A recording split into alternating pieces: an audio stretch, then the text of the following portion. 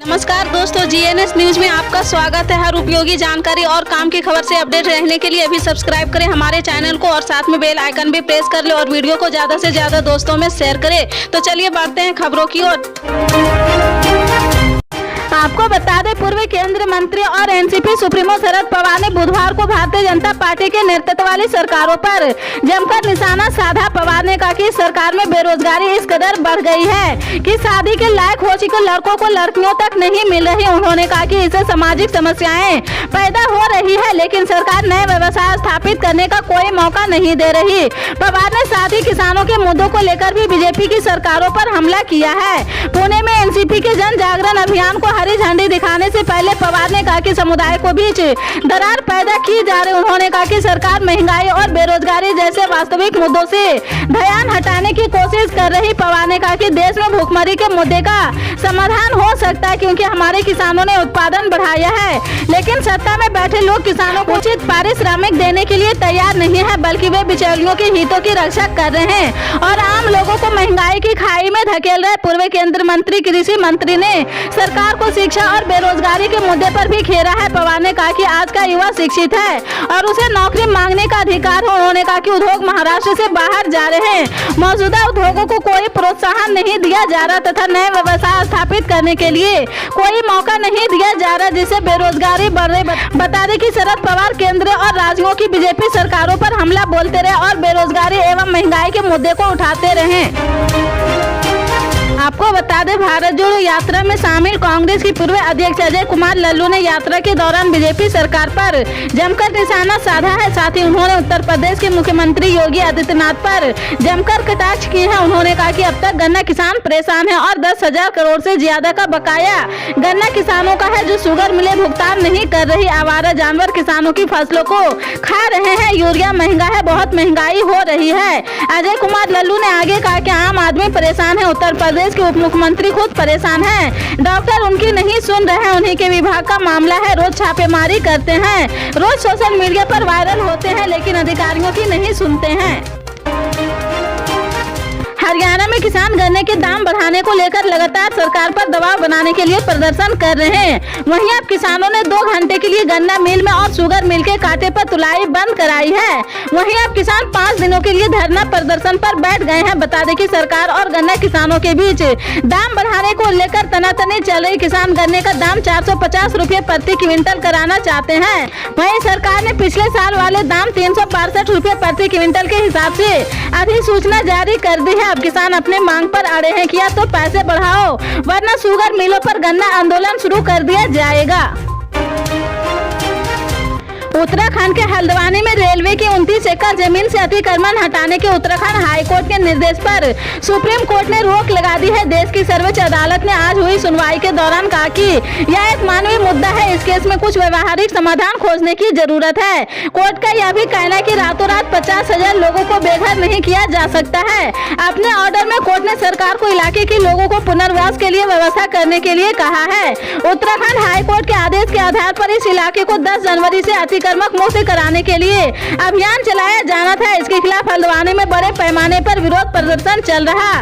इस इलाके में दशकों से रह रहे लोगों के विरोध प्रदर्शन को कांग्रेस, समाजवादी पार्टी, AIM जैसे राजनीतिक दलों का समर्थन मिला है। उत्तर प्रदेश की राजधानी लखनऊ में अगले महीने होने वाले ग्लोबल इन्वेस्टर्स समिट की तैयारियों को लेकर मुख्यमंत्री योगी आदित्यनाथ 2 दिनों के मुंबई दौरे पर है। इस दौरान सीएम योगी आदित्यनाथ प्रदेश में इन्वेस्टमेंट को आकर्षित करने के लिए उद्योगों और बॉलीवुड के प्रतिनिधियों के साथ बातचीत करेंगे। भाजपा के कई नेता जहां सीएम योगी के इस कदम की तारीफ कर रहे हैं, वहीं कांग्रेस ने इस पर हमला बोला है। कांग्रेस नेता हुसैन दलवाई ने कहा कि यूपी के सीएम योगी आदित्यनाथ व्यवसायों को यहां से ले जाने के बजाय यूपी में विकसित करना चाहिए।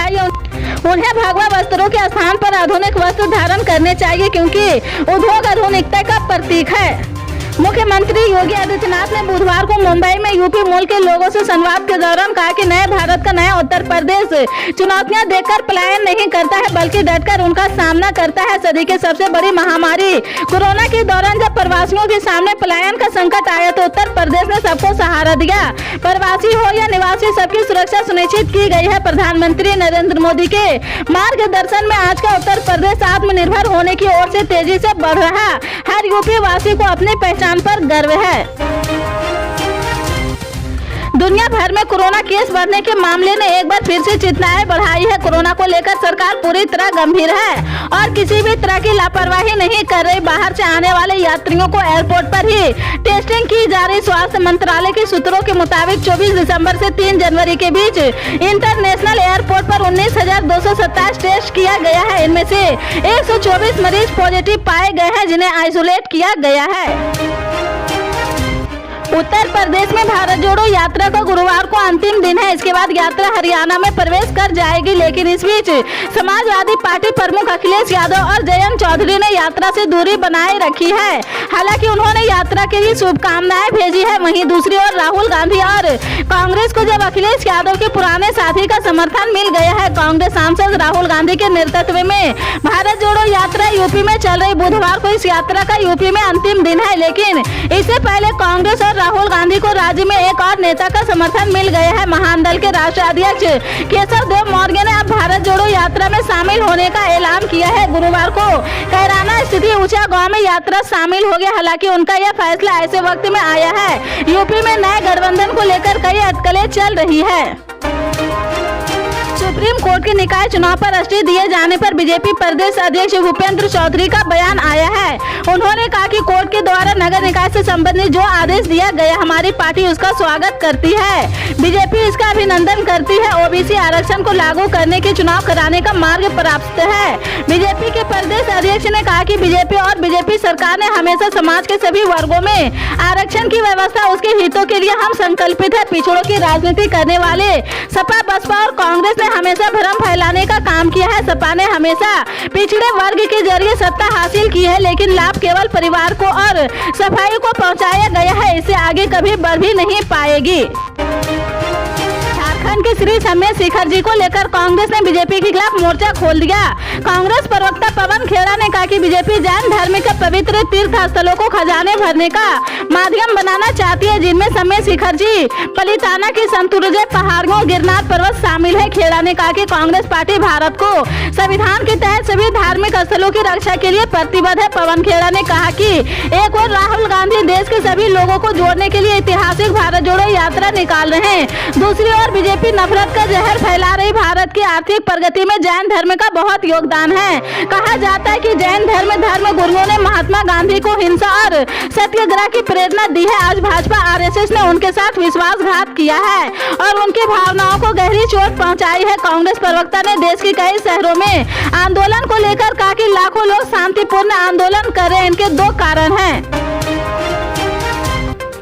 केंद्र बजट 2023 के आने से पहले केंद्र सरकार जनता से किए अपने वादा निभा रही। केंद्र सरकार ने जनता से कई सारे वादे किए थे। इनमें से एक वादा ITR को लेकर किया गया था, जिस पर एक बड़ा अपडेट सामने आया है। केंद्रीय बजट 2023 आने से पहले केंद्र सरकार ने इनकम टैक्स रिटर्न के अपने एक वादे पर अपडेट किया है। दरअसल सरकार ने वरिष्ठ नागरिकों की एक श्रेणी के लिए इनकम टैक्स रिटर्न के नियमों में बदलाव किया था, जिस पर ताजा अपडेट सामने आया है। वित्त मंत्रालय ने आज गुरुवार को एक ट्वीट में अपने बजट वादे को लेकर बताया कि 75 साल से ऊपर के ऐसे वरिष्ठ नागरिक जिनके पास बैंक के पेंशन अकाउंट और बैंक अकाउंट पर मिलने वाले इंटरेस्ट ही आय का स्रोत है, उनको अब ITR फाइल करने की जरूरत नहीं है।